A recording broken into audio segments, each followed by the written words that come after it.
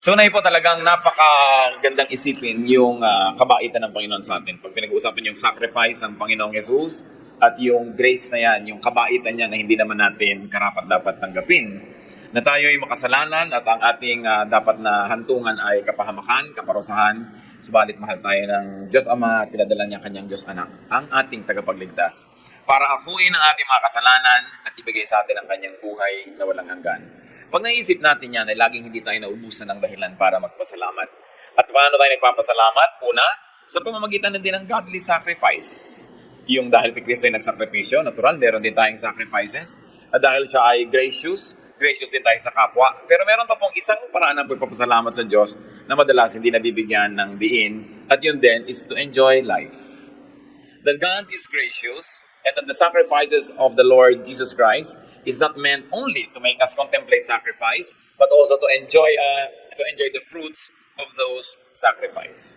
So ang tunay na espiritualidad, una ay nagsasakripisyo din, nagtitiis na hindi dapat gawin ng mali, at pinagsisikapang gawin ng tama, may sacrifice yun.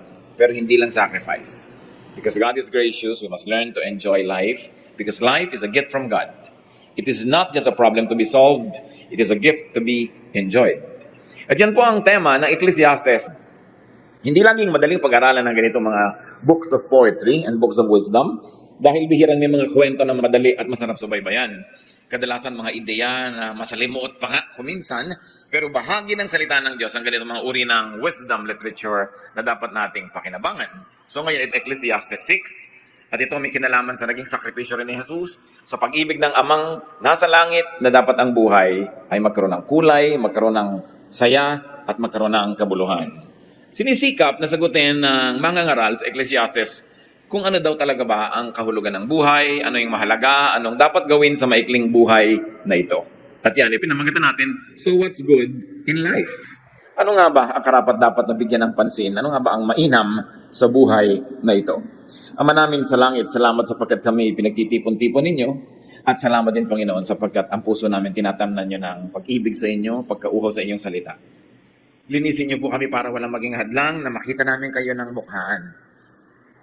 Nais namin, Panginoon, kayo po ang maging tagapangaral, Ama sa langit. Gamitin niyo lang ang lingkod niyo na daluyan na inyong mga salita. Papagliwanagin yung isip namin at magkaroon ng personal na kahulugan sa bawat isa sa amin ang mga salitang pagsasalusaluhan namin. May you enable us, O Lord, to enjoy reading your word, pondering your wisdom in peace. Protect us from all works of evil men and evil spirits. Protect us from worries and cares. Strengthen our bodies. Sharpen our minds, brighten our thoughts, O God. At habang narito kami nag-enjoy ng presensya nyo, may this time with you also give us blessings. Thank you, Father. We believe you will answer our prayer for wisdom. In the name of your Son, our Lord Jesus Christ, we pray. Ecclesiastes 6, 1-2. I have seen another evil under the sun. The teacher speaking here, people that believe it is Solomon. I have seen another evil under the sun, and it weighs heavily on men. Meron na naman daw siya isang nakitang dapat problemahin kabigatan sa buhay. God gives a man wealth, possessions, and honor so that he lacks nothing in his heart desires. But God does not enable him to enjoy them, and a stranger enjoys them instead. This is meaningless, a grievous evil. Isa pong naobserbahan dito ni Solomon, meron daw mga taong, pinagpala naman at nagkaroon naman ng kakayahan na magpayaman, kaya lang may kulang. Hindi sila nabigyan ng pagkakataong lasapin yung sarap ng kayamanan na kanilang inipon. Bakit? Sapagkat kung iisipin ay napakaraming ibinabayad ng tao para yumaman, that there are great payments to be made for great wealth. Hindi naman dali-daling yumayaman lang ang tao, maraming hirap yan, maraming sakripisyo. One is of course big work. Malaking hirap para magpayaman. Kung minsan pag mayaman ka na, madali nang mas yumaman pa. Pero ang hirap nung makahulagpos ka mula sa kahirapan patungo sa kayamanan. Mahirap na trabaho yun. Pero pag yumaman ka na, minsan may naniniwala na sa'yo, may kapital ka na, may mga connection ka na, dumadali na. Pero sa simula, mahirap yan. Para ka mayaman, kailangan mo ng big investments and risks. Investment not only of money, but of your time, your talent, your relationships. And therefore, because of the big investments, you have big worries, big stress, big sacrifices, like isolation. Marami nagpapayaman, nalalayo muna sa mga mahal sa buhay kasi hindi naman pwedeng sabay-sabay na nagpapayaman ka tapos nag-aalaga ka ng anak. Meron kang minamahal na asawa. Bihira yung blessed na nagpapayaman na, kasabay pa niya lahat yung ginagawa na yun. Madalas, may pag-iwalay. And of course, there's great sacrifices, like having to compete, like missing out on a lot of fun and pleasures in life. Ang nakakapagtaka lang sa atin, pag may yumaman na, yung mga hindi naman katulong na ipunin yung kayamanan na yon, gustong makihati. At sabi niya, ang yaman naman, madali mo na ibigay sa akin yan, marami ka naman pera, bigyan mo na lang ako. Pero hindi nila naisip kung gaano kahirap bago nakaipon ng pera yung tao. At kung ano ang mga sakripisyo niya para lang manatili siyang mayaman o mas yumaman pa. Ang hirap ngayon, kung naubos mo na yung lakas mo, naubos mo yung PR mo, naubos mo yung good relationship with people para kayo maman, ano ngayon lang natira para ma-enjoy mo yun? The problem with wealth is that wealth could not be enjoyed when one dies, before it is collected or before it is fully enjoyed. At sinasabi yan ni Solomon, kuminsan, ang haba ng buhay ng tao, naubos niya sa pagpapayaman, pero hindi niya naggamit yung kayamanan habang buhay siya. That one might overproduce beyond his capacity to enjoy. Na, gaano kabahaba ka ba mabubuhay na ilang taon? Mabubuhay ka ba ng 18, 90, 100? Siguro yung 110, sobra na yun. No? Pero ipagpalagay na hanggang 110, how much money do you need to enjoy? And there are people, even in Solomon's time, that had much more money than what they would need for their whole lifetime. Tapos hindi pa tumitigil ang kagagawa ng pera, at kuminsan nagkakaroon pa ng mga kaaway, nalalayo pa rin sa mga mahal sa buhay dahil gawa pa rin ng gawa ng kayamanan. Pero kahit ang yaman mo, namamatay ka rin. And through death, through succession and inheritance, through legalities and other reasons, one loses control of his possessions. Nangyayari yun, nawawala ang paghawak mo sa iyong kayamanan. Habang buhay ka lang, habang malakas ka lang, habang malinaw lang yung isip na hawak mo yan. Pag lumabo na yung inisip, o namatay ka na, o hindi na kaya ng yung katawan, iba na ang magmamanage yan, at kadalasan, iba na yung magpapasasa. Ano ang punto ni Solomon? That it is senseless and unfair for the producer and the collector to work so hard and not enjoy his fruits. Hindi sinasabi ni Solomon na huwag ka magpayaman. Pero ang maaari niyang iminumungkahi sa atin, huwag mong kakalimutan to enjoy the fruits of your labor. And this time, hindi lang sa kayamanan pinag-uusapan ng malaking kayamanan. Kung ano man sa iyo ang konsepto ng meron ka, nagtrabaho ka, meron kang kinita, huwag mong kakalimutan na enjoyin yon. Kasi kaya ka binibigyan ng Diyos ng pagkakataon na kumita, magkaroon ng iniimpok mo para pakinabangan mo rin yon. Hindi ka nilikha ng Diyos para maging tagapagtrabaho. God just did not create you to become a beast of burden. But you are to work so that you will enjoy the fruit of your work. You are to work 6 days so that you can fully enjoy the 7th day of rest. You are to collect and you are to gather so that you can enjoy its benefits. So the writer of Ecclesiastes essays the difficulties, the disadvantages, and frustrations of people who work hard to be wealthy. Na, para rin yung sinasabing, huwag kayong sobrang magsikap na sobrang namang yumaman. Lalo't kung lampas-lampas sa kailangan ninyo, dapat naman pause, rest, and enjoy what you have worked for. Ecclesiastes 6, 3-6. A man may have 100 children and live many years. Yet no matter how long he lives, if he cannot enjoy his prosperity and does not receive proper burial, I say that a stillborn child is better off than he. It comes without meaning. It departs in darkness, and in darkness its name is shrouded. Though it never saw the sun or knew anything, it has more rest than does that man, even if he lives 1,000 years twice over, but fails to enjoy his prosperity. Do not all go to the same place. Isang exaggeration, natural, just to bring home a point, na sinasabi dito ni Solomon, marami ka mang maging anak, which was a barometer, a measurement of blessedness. Kanya marami ka mang naging anak at mga apo, naging mahaba man ang iyong buhay na isa na namang pamantayan ng pagiging blessed ng Diyos, sabi ganun. Pero kung hindi mo na i-enjoy ang iyong prosperity, tapos hindi ka pa malilibing ng maayos, sabi niya, mabuti pa di ka nalang pinanganak. Mas mapalad pa sa iyo yung batang ipinanganak ng patay. Sabi, kasi after all, mamamatay ka rin naman pareho lang kayo napupuntahan. So pareho lang kayong hindi nag-enjoy. So yung ipinanganak ng patay, hindi siya nag-enjoy. Ikaw, ipinanganak ang buhay, pero yung buong buhay mo, hindi ka rin naman nag-enjoy. Puro ka lang pagsisikap. Sabi niya ganun. Tapos pareho rin lang kayong mamamatay. Mabuti pa yung hindi nilang ipinanganak. Hindi siya nahirapan. Ikaw nahirapan.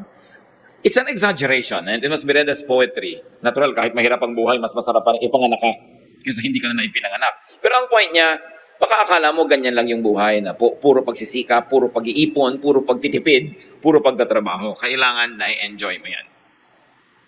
Many conservative theologians are not comfortable with Ecclesiastes.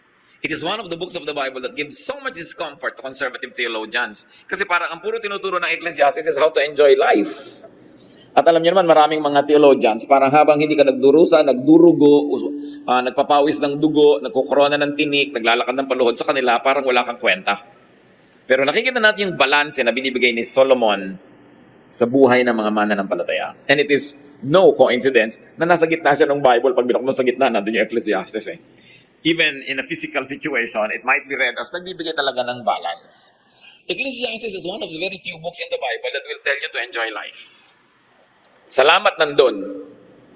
At hindi rin naman aksidente na si Solomon ang pinakamatalinong tao sa balat ng lupa. Siya ang binigyan talaga ng Diyos ng karunungan, kaya dapat pakinggan kahit maiksi lang yung book niya. At ang haba-haba ng sobrang nag-glamorize ng sacrifice, pareho silang mahalaga. Ang kailangan may balanse. So sabi niya, a man may have many children and have long life and lots of material blessings, but if he doesn't and cannot enjoy his prosperity, lugi siya. Non-enjoyment of life, inability to enjoy a restful life, not having a graceful exit from this world like a decent burial, could make even a long and a prolific life almost meaningless. One of life's great purposes and meanings is the enjoyment of it. Kung ating sasariwain ang pag-create ng Diyos kay Adan at kay Eva, sabi niya, ayan, ang lahat-lahat, enjoyin nyo. Isa lang ang huwag nyong kainin. So isa lang yung dapat huwag, yung iba puro yes. Pero dahil nga sa paglabag ng tao doon sa kaisa-isa lang na huwag na yon, dumami tuloy yung mga huwag na. Dumami tuloy yung tinik, dumami tuloy yung hirap ng buhay. Pero dahil sa sakripisyo ni Jesus, dahil sa amazing grace ng Panginoong Diyos sa langit, bumalik sa atin yung period and state of grace where God is kind and we can enjoy the goodness of God. What are some of the obvious messages? That it is pointless to have material blessings and not enjoy them fully. Marami dyan guilty. Ang dami nyo magagandang basa sa bahay, ang ginagamit nyo yung bungi. Yung nahihiwa-hiwa na yung labi nyo dahil bungi-bungi na siya. Ang dami-dami magagandang kumot ang ginagamit, yung wasak-wasak na lumalabas na yung paa nila sa butas. Maraming mga bahay, ang gaganda ng silya, may balot na plastic. Tapos nakaupo sila sa lata ng floor wax. Merong magandang kitchen, pero hindi sila doon nagtatrabaho sa dirty kitchen. Yan yun, useless. Bakit pa kayo nagkaroon kung hindi nyo gagamitin? Ang gaganda ng mga tuwalya, tapos ang ginagamit lang yung ang ninipis, nagasgas na may nakasulat na, good morning. Hindi magamit ang bago. Ang daming magagandang damit, pero yun ang yung mga sira-sira ang pinagsususuot. At yung iba ang daming pera, pero ang kurikuripot pa rin, antitipid, walang ginawa kundi magtipid. Pag bine-bless kayo ni Lord, basta may proportion, ha? May ibinibigay ka kay Lord, may ibinibigay ka sa kanyang work, may ibinibigay ka sa charity, may ibinibigay ka sa mga mahal mo sa buhay, lalong-lalo sa mga empleyado mo, mga kapwa, manggagawa mo, katulong mo sa paghahanap buhay, dapat may ibibigay ka rin for your enjoyment. Kasi pag hindi mo in-enjoy yun, parang sinasabi mo sa Panginoon, bali wala naman sa akin yung binibigay mo. Hindi ko naman ako nasasarapan.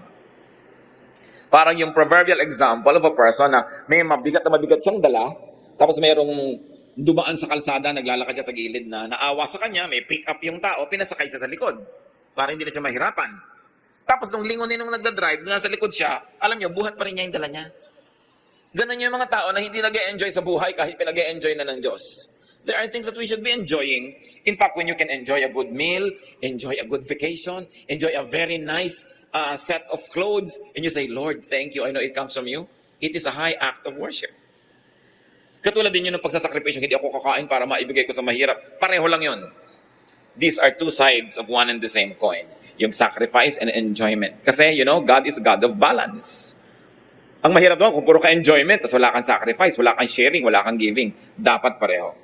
Ecclesiastes 6:7-9. All man's efforts are for his mouth, yet his appetite is never satisfied. Another figure of speech.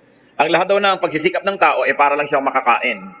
Pero ganun pa man, wala naman talagang sobrang nasisiyahan na ayaw na niyang kumain. Maybe ayaw lang uli ngayon, pero mamaya gusto na naman niya. At sa pagkain lang ba yun? Hindi. Ang mga tao na nagsisikap para magkabahay, kumisan 2, 3 na yung bahay, hindi pa rin masaya. Yung mga tao nagsisikap para magka-award, kumisan 10 yung awards, ayaw pa rin tumigil. Kasi sabi ko, ano yung gusto mo, you will never have enough of it. Magiging Diyos mo yung desire. So anong sinasabi dito ng Solomon? Ang pag-e-enjoy din naman, hindi lang yung talagang nagpapasasa ka. Kasi kung magpapasasa ka na walang spiritual balance, laging kulang pa rin naman. kulang at kulang at kulang. Lagi ilalagay mo dapat yung Diyos sa equation na may balance ang iyong ginagawa sa buhay. Sabi niya, what advantage is a wise man over a fool? Pareho lang naman kasing discontented, di ba? Kahit ang matalino at yung mangmang, pareho lang may mga discontentment yan. Tulad ng yung mayaman at mahirap, pareho lang may discontentment. Akala nung mahirap, kung ganyan lang kalaki bahay ko, masaya na ako, okay na sa akin. Pero subukan mong tanungin yung nakatira sa malaking bahay kung okay na sa kanya yon. Hindi pa rin. Kasi ang tao nga, walang kasiyahan. What does a poor man gain by knowing how to conduct himself before others? Isa na namang tanong ni Solomon. Sabi niya, kung mahirap ka ba at itinatama mo ang behavior mo sa harap lalo ng makapangyarihan at mayaman, nakakatiya ka ba na aasenso ka, mapapansin ka, mabibigyan ka ng katarungan? Sabi, di naman eh. Maraming mga tao, tamang-tama lahat ang kilo sa buhay. Ang ginagawa nila talagang ethical and correct. Pero sabi, madalas doon, hindi pa rin sila nasasatisfy sa buhay. Better what the eye sees than the roving of the appetite. Said another way, saying, mabuti pa, enjoyin mo na lang yung meron ka kaysa lagi mong hinahanap yung wala ka naman. This too is meaningless, a chasing after the wind. In a manner of speaking, Solomon was saying, a fish on the table is better than 10 in the ocean. Kung ano yung meron ka, pag ine-enjoy mo yon, masaya ka. Pero pag lagi mong hinahanap yung wala, hindi ka nasasaya kahit kailan pa. Some of life's mysteries and ironies, contradictions, and senselessnesses is the struggle to have does not usually end in satisfaction. Observation niya ni Solomon. Kahit ka working very hard, hindi guaranteed na masisiyahan ka sa dulo nun. And in spite of wealth, you are not happy. Sometimes because of wealth, you are not happy. So no one really gets satisfied. Solomon says that being sensible does not guarantee living a better life. Napansin niyo ba yan kumisan? Hindi ko mo proper ka at tama ka, winner ka, kadalasan nga loser ka pa dahil tama ka. Napapansin niyo yun? Tingnan yung mga hindi corrupt, sila yung walang pera. Yung mga corrupt, parang wow, yung mayaman. Parang nire-reward yung masama. Pero anong ibig sabihin lang dito ni Solomon? Akala lang natin yan. That uprightness, sabi niya, does not always lift people out of poverty. It is true, but only poverty of the material things. But uprightness will always lift you out of spiritual poverty. Kaya pag dinitingnan natin, ang totoo nun, kinikiliti lang ni Solomon yung isip ng mga nagbabasa sa kanya na akala mo, sabi ni Solomon, uy, bali, wala namang gumawa ng mabuti, hindi rin ibig sabihin, masasatisfy ka. Pero pinag-iisip ka niya na it is better to suffer for doing right than to suffer for doing wrong. Because in both cases, you suffer. Those who do right, those who do wrong will also both not be satisfied. Yung gumagawa ng mali, nakaw ng nakaw, hindi pa rin siya satisfied. Ikaw naman, hindi ka nagnanakaw, hindi ka rin satisfied kasi kulang. Sino ngayon sa inyo ang mas blessed? Pareho lang naman kayo hindi satisfied eh. Pareho lang kayong mamamatay. At pareho lang kayong haharap sa Diyos. Kaya ang inevitable conclusion, mabuting gumagawa ka ng tama kahit hindi ka laging yumayaman dahil sa paggawa mo ng tama. Mabuting gumagawa ka ng tama kahit hindi bigla na nagkakaroon ka ng satisfaction. Kasi hindi naman bigla-bigla ang mabubuting bagay. And God knows our hearts, God knows our thoughts, and we will face God and God is our judge. That is a common sentiment that many good people do not really become rich.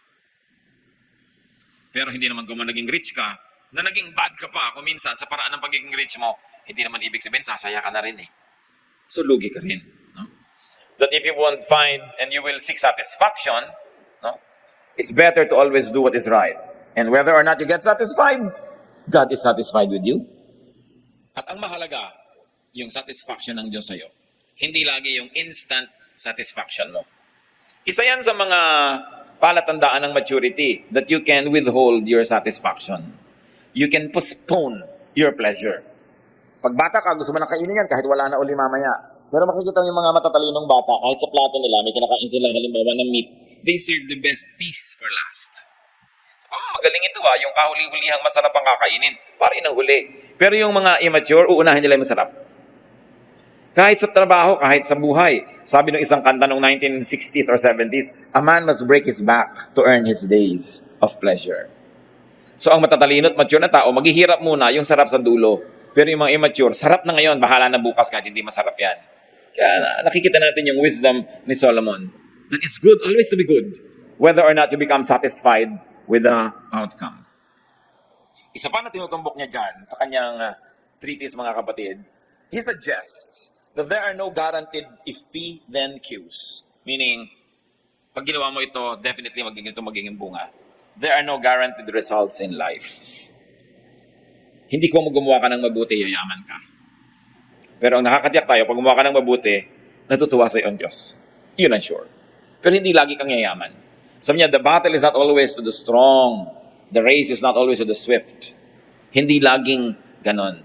Kasi ang mga tao, ito naman ang ginawa ko, bakit naging ganyan ang outcome? Ang buti-buti ko sa iyo, ba't hindi ka naging mabuti sa akin? Kung kayo, old enough to know life, you know, na hindi lahat ng ginagawa niyo ng mabuti, nagsusukli ng mabuti. Pero kahit kailan pagsisihan ang paggawa ng mabuti, lalo pa nga't hindi ka nasuklian ng mabuti, Diyos ngayon na magsusukli sa iyo. Kasi Diyos ang natutuwa sa gumagawa ng mabuti, hindi ka nasuklian ng ginawan mo, sinong magbibigay sa iyo? Di yung Diyos na natutuwa sa iyo. Kaya huwag magsisisi kahit kailan.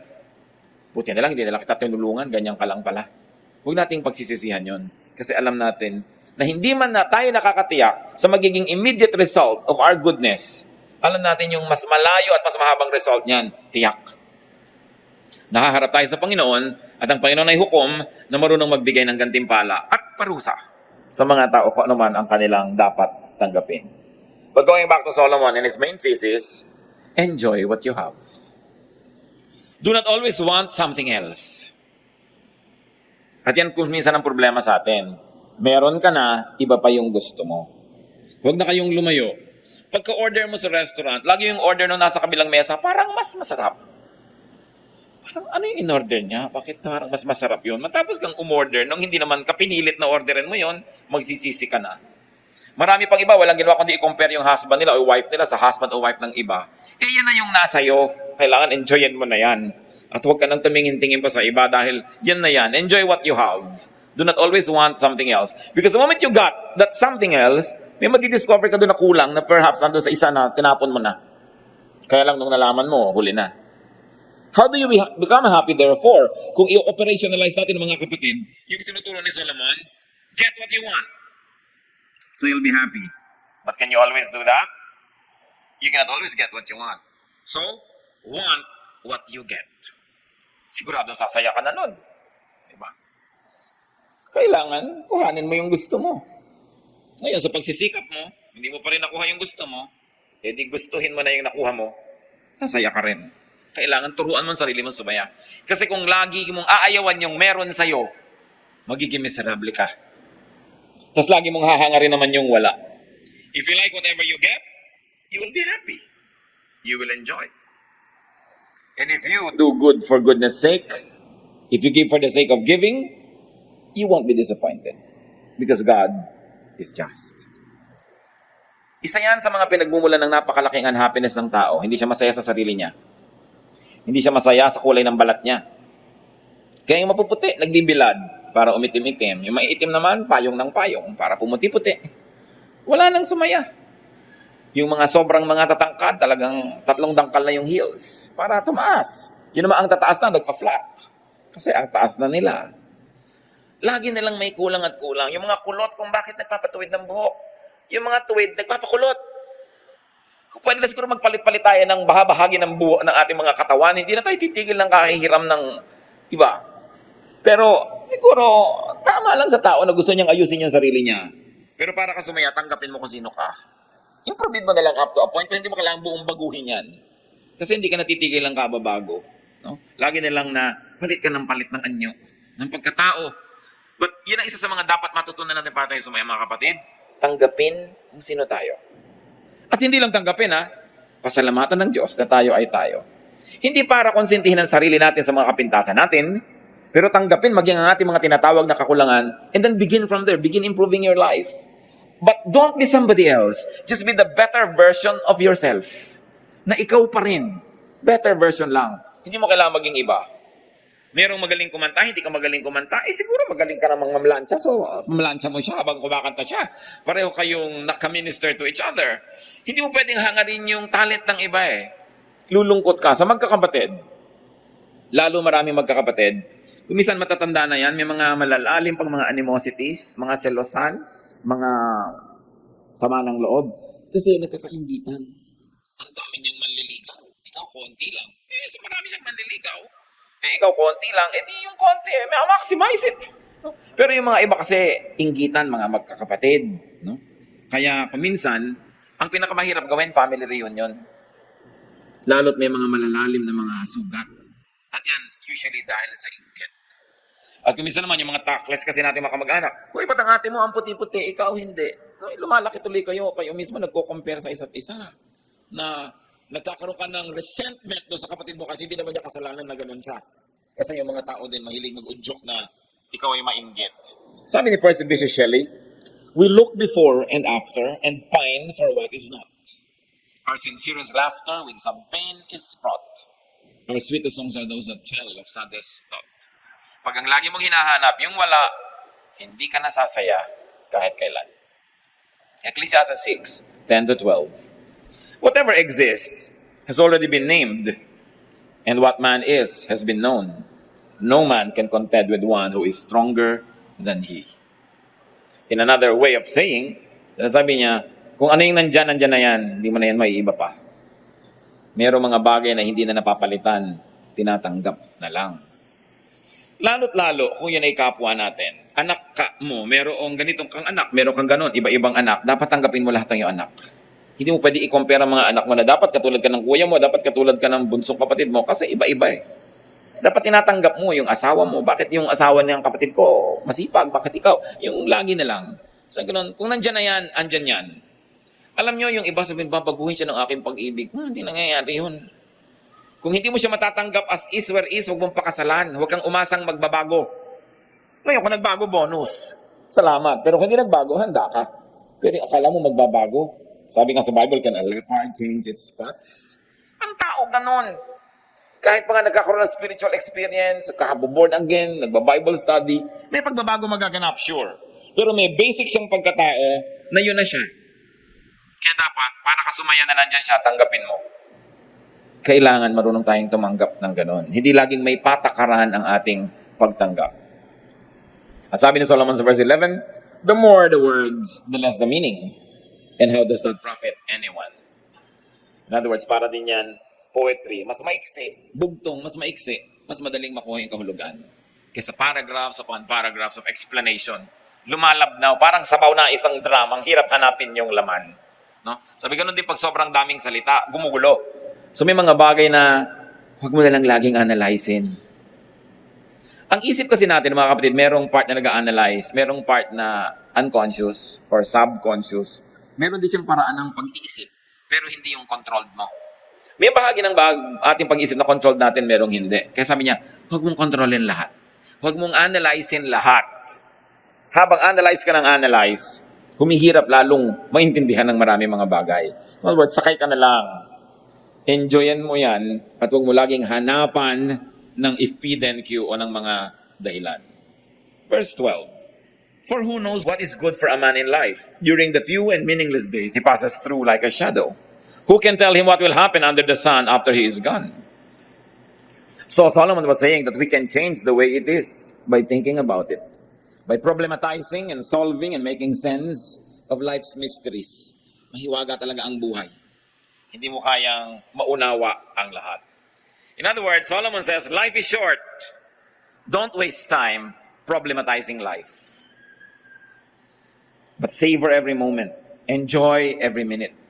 Maximize life's unlimited time by enjoying it, by accepting that which cannot be changed.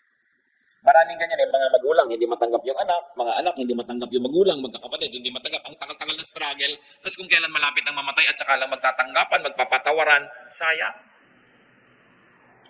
Maraming mga manugang ayaw tanggapin ng biyanan, pero pag naman naghihingalo na rin yung biyanan, tinatanggap na rin yung manugang. So aga-agahan na para mag-enjoy sa buhay.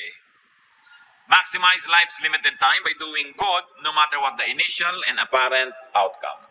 So what's good in life? May nadagdag ba sa definition natin mga kapatid? So what's good in life? If you might review, don't overwork to the point of being unable to enjoy the fruits of your labor. Kailangan may pahinga ka para ka mag-enjoy. Bagamat konting tao yun, madami yung iba sobrang enjoy konting trabaho. Yun ang mas malaking problema. Pero meron talaga hindi marunong pasayahin ang sarili. Lagi na lang tinitipid ang sarili. Lagi na lamang na walang ginawa kundi mag-ipon at magtrabaho na magtrabaho. So work and enjoy the fruits of your work. And enjoy before you die. Of course. Pero kasama na sa meaning niyan, enjoy before you become too old or too sick to enjoy it. Minsan pag nagbabiyahe ka sa ibang bansa, makikita mo meron mga super tatanda na doon pa nagtutur.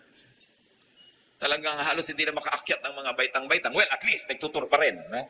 Pero laki siguro ang panghihinayang noon kung nung mga bata-bata pa sila, hindi man lang nagbiyahe, pagkatapos puro tipid ng tipid. No? Tapos, lalo mga Pilipinong magulang, bigay lahat sa anak. No? Yung halos tipirin ng sarili, hindi kumakain ng masarap, puro sa anak. Si anak naman para, puro lakwatsa.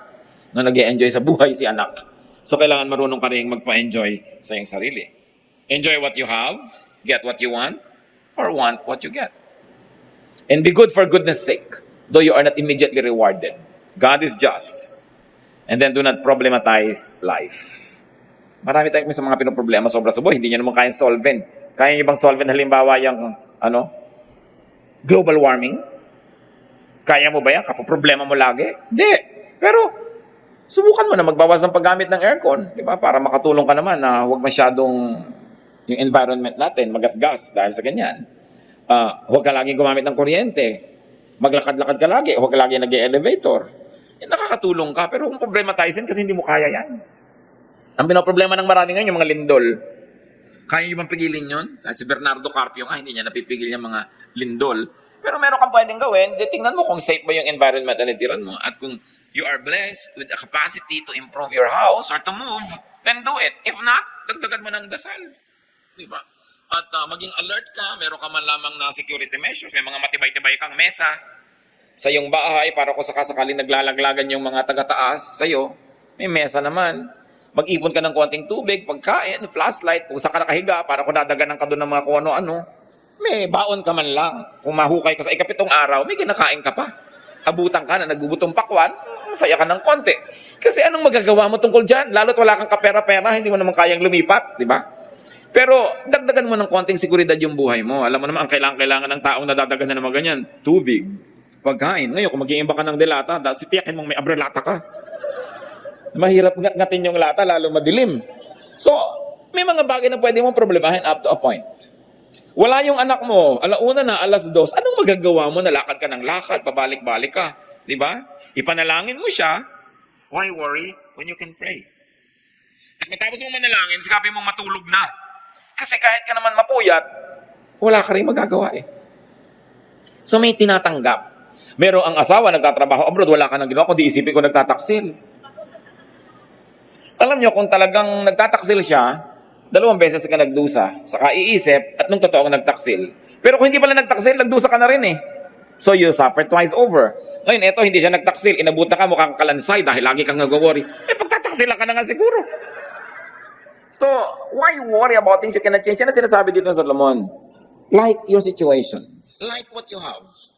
Then you will maximize the enjoyment of life. Bihirang tao mga kapatid, yung they have enough resources to get what they want. But every human being is endowed with the powerful Spirit of God so that we can want what we get. Yung kakausapin mo yung sarili mong, eto, ang meron ka, enjoyin mo yan. Huwag kang magreklamo sa buhay. Kung meron kang kapansanan, di ka nakakalakad tulad ng iba, o nahihirapan ka maglakad, o meron kang sakit sa puso, mahina ang puso mo, o mataas ang blood sugar mo, lahat tayo may kanya-kanyang kapansanan. Diba? May kanya-kanyang kahinaan. Operate within the limits that are there. Maximize life in spite of. Alam niyo, isa sa mga pinakalayas na taong nakakilala ko sa buhay, bulag. Kung saan-saan nakakapunta, magtataka ka, magtatanong pa ng address. Anong address? Napupuntahan naman, kabulag-bulag na tao. At ang isa sa mga pinakamang mga dadal-dal na kilala ko, Pipe. Kahit pa sign language, ang pagsisikap, magchismisan, talagang may willpower. So, it's not what you have, but what you do with what you have that will make you enjoy life. Remember, stop comparing yourself with others. Hindi ka mistake ng Diyos.